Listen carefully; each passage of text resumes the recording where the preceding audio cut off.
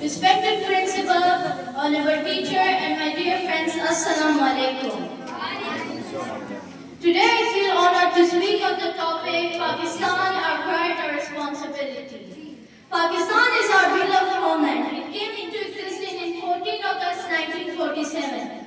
After the great struggles and sacrifices of our countless people, and now we are proud of our rich history, beautiful culture, and the courage of our people.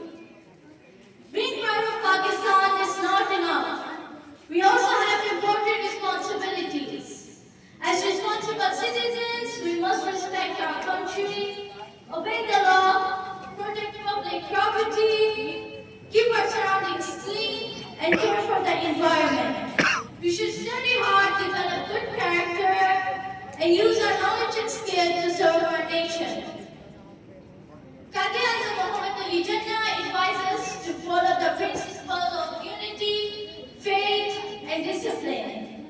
If we practice this value in our daily lives, we can help make Pakistan stronger, more peaceful, more prosperous. The future of Pakistan is in its hands of its youth. As students